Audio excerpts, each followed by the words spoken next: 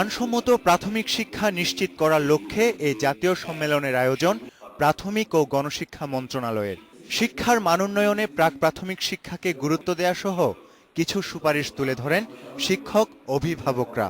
আমাদের সাধারণ শিক্ষার সাথে যদি কিছু কারিগরি শিক্ষাও দেওয়া হয়, যে যাতে তারা প্রাথমিক শিক্ষার পরে যদি তারা উচ্চতর শিক্ষার কোনো সুযোগ না পায়, সেক্ষেত্রে তারা যেন জীবনে কিছু করে খেতে পারে। সময়সূচি ৮টা থেকে ১:৩০ পর্যন্ত করতে হবে। বিশেষজ্ঞরা বলছেন শিক্ষার মানোন্নয়নে আরও সময় প্রয়োজন।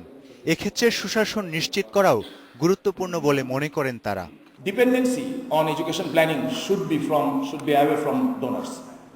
এটা যতদিন না হবে ততদিন আসলে সত্যিকার অর্থে কোনো প্ল্যানিং এখানে হবে না। থেকে শুধু লেখাপড়া বা পুঁথিগত জ্ঞান নিয়ে নয়, নৈতিকতা বোধ সম্পন্ন এবং দেশপ্রেম সম্পন্ন, মানবিকতা বোধ সম্পন্ন মানুষ হিসাবে সেই জায়গায় যদি যেতে পারি তাহলে মনে করব মান অর্জন হয়েছে।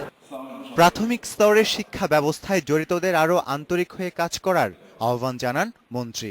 বিদ্যমান ব্যবস্থায় আমাদের মানসম্মত শিক্ষা এটার যে ইন্ডিকেটর আছে সেই জায়গাটাতে সবুজ বাতি জ্বালাতে পারি, সেটার জন্য আমাদের সবাইকে দায়িত্ব নিতে হবে।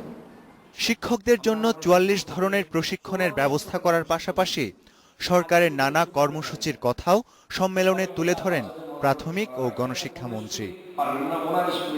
তানজির মেহেদি, ইন্ডিপেন্ডেন্ট নিউজ, ঢাকা।